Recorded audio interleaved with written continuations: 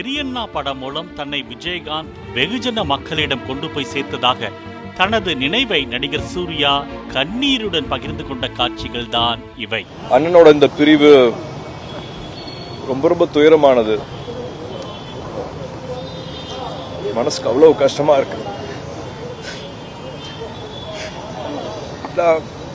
ஆரம்ப காலகட்டத்தில் எனக்கு ஒரு 4 வருஷம் 4 படங்கள் 5 படங்கள் ஆச்சு. பெரிய பாராட்டுலாம் எனக்கு கிடைக்கல. அப்போ பெரியண்ணான்னு ஒரு படம் அவர் கூட சேர்ந்து பண்ற வாய்ப்பு எனக்கு கிடைச்சது.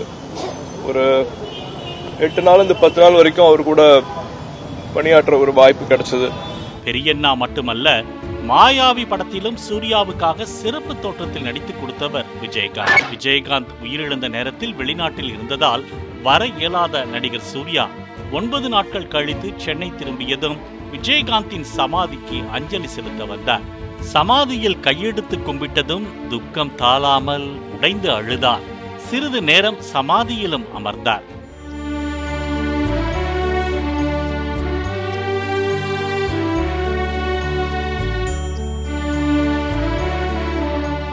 பெரியண்ணா படப்பிடிப்பின் போது 8 வருடமாக அசைவமே சாப்பிடாமல் இருந்த தனக்கு நடிகன் ஆரோக்கியமாக இருக்கணும்னு சொல்லி அவரது தட்டில் இருந்து எடுத்து தனக்கு கறி ஊட்டி விட்டதாக கூறிய போது நான் தழுதழுக்க சூர்யா அழுதார். ஒரு வேண்டுதல் அப்பாக்காக வேண்டி நான் 8 வருஷம் அசைவம் சாப்பிடல, நான்வெஜ் சாப்பிடல. என்னன்னா வெஜிடேரியன் சாப்பிட்றியா, நீ என்ன ஒரு வார்த்தை உரிமையா சொல்லி திட்டிட்டு வந்து அவர் பிளேட்ல இருந்து எடுத்து என்னை சாப்பிட வச்சார். நீ நடிக்கிற, உனக்கு உடம்புல சக்தி வேணும், இதெல்லாம் நீ வேற ஏதாவது வேண்டுதல் வேற ஏதாவது விட்டுக்கோ, நீ இதை சாப்பிட்டுதான் அப்படின்ட்டு கட்டாயப்படுத்தி அப்புறம் அவர் பிளேட்ல இருந்து எடுத்து எனக்கு ஊட்டி விட்டாரு. சூர்யாவின் இந்த அழுகையை நடிப்பு என விஜயகாந்தின் மீது அளவு கடந்த அன்பு வைத்திருப்போர் விமர்சிக்கின்றனர்.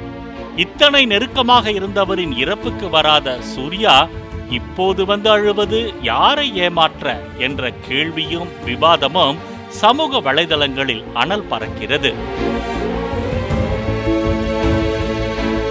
வெளிநாட்டிற்கு புத்தாண்டு கொண்டாட்டங்களுக்கு சென்ற அஜித், சூர்யா, கார்த்தி, விஷால் உள்ளிட்டோர் தமிழ் திரையுலகின் மூத்த நட்சத்திரமான விஜயகாந்தின் உயிரிழப்பை பெரிதாக எடுத்துக் கொள்ளாததால் தான் சாவுக்கு வரவில்லை என்று ஒரு தரப்பும், சாவுக்கு வராவிட்டாலும் ஒவ்வொருவராக அஞ்சலி செலுத்த வருவது அவர்களின் சூழ்நிலையையும் ஆறுதலாகவும் இருப்பதாக மற்றொரு தரப்பும் கமெண்ட் யுத்தம் நடத்தி வருகின்றனர். அதே நேரத்தில் ஒருவரின் துக்க நிகழ்வுக்கு வருவதும் வராமல் போவதும் அவரவர் விருப்பம் என்றும், யாரையும் கட்டாயப்படுத்தவோ விமர்சனம் என்ற பெயரில் காயப்படுத்தவோ கூடாது என்றும் சிலர் கருத்து பதிவிட்டு வருகின்றனர்.